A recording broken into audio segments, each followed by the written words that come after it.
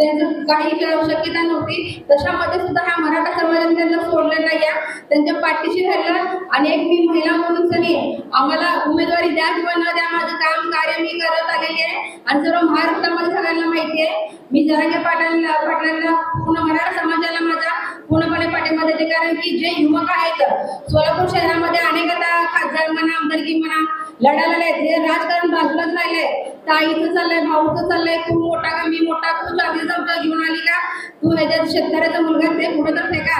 जे जनतेला पाहिजे ते विचार करा। जे महिला जे अंगणवाडीच्या ज्या महिला रात ना दिवस मोबाईल आंदोलन करतात त्या महिलांचे तुम्ही मानधनवाढ करा, खोट्या शो करायला बघता आणि बॉलिवूडचे हिरो तयार करायला निवडणुकीसाठी, कारण की यांना मतं घ्यायची निवडून आणायचे, त्याबद्दल हिरो लोकांची निवड झाली। कुठं गोविंदा घेते शिवसेनेमध्ये, कुठे कंगनाला घेते ती, कुठं ऐश्वर्या राय, कुठं हेमा मालिनी, ते कुठं तर थांबा, कुठं करिश्मा कपूर, ते कुठं तर थांबवा। जे सामान्य लोक आहेत जे जनतेला जे हवं असेल ते जनता ठरवायला बघते, ज्याला निवडून आणायचं ज्याला नाही ते जनतेला अधिकार आहे। आम आदमी काय करू शकतो काय नाही ते डॉक्टर बाबासाहेब आंबेडकरांनी अधिकार दिलाय, हे संविधान कुठं पेटायचं कुठं ते जाऊ शकते। ज्या वेळेस आम्हाला गरज राहील त्यावेळेस जनता आमच्या सोबत राहील।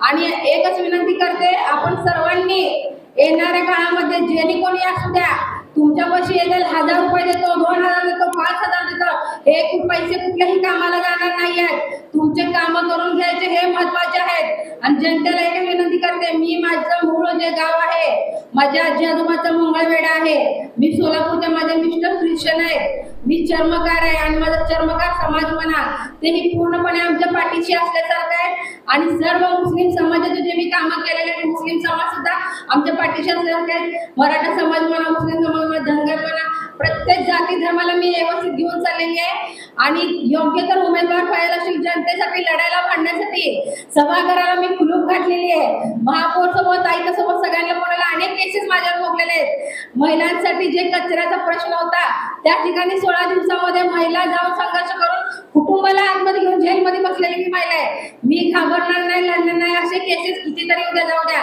जे आपण जनतेसाठी यायला बघतो ते लढायलाच पाहिजे, हार मानायची नाही।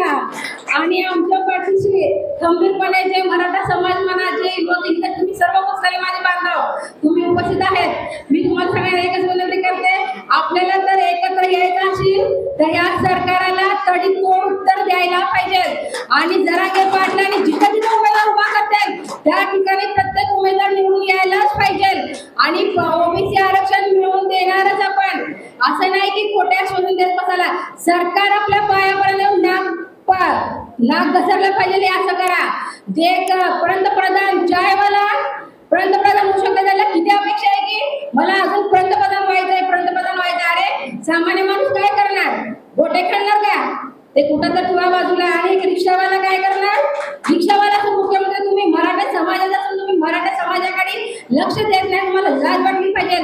मराठा समाजासाठी जन्माला आला, मराठासाठी जन्म करा। जसे शिवाजी महाराजांनी त्यांचं रक्त त्याग केले, जसे राजमाता जिजाऊनी शिवबाला घडवली, जसं तुम्ही राजकारणामध्ये तसं काय तर उद्या ना जिथं आग तिथं तीर होऊ द्या, समाजासाठी लढा करा। कुठं तर पैशाच्या मागे जाऊन सत्तामध्ये ह्याच्यामध्ये करण्यापेक्षा बाजूला व्हा।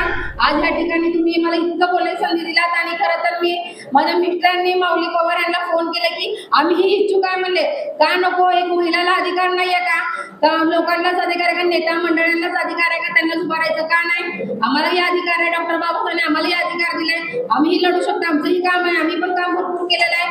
लोकांनी करू शकता ना, तुम्ही कोण करणार आहे, एक येते बीडचा येते, एक येते इकडचं आहे तिकडचं आहे, अरे यावेळेस आम्हाला चान्स द्या, आम्हाला संधी द्या, संधीचं सोनं आम्ही करून देईल, ठीक आहे काय सांगा। एक महिला काय म्हणतात वाक्य, एक महिला सप्पे भारी, एक नारी सप्पे भारी, एक फुलाने सप्पे भारी।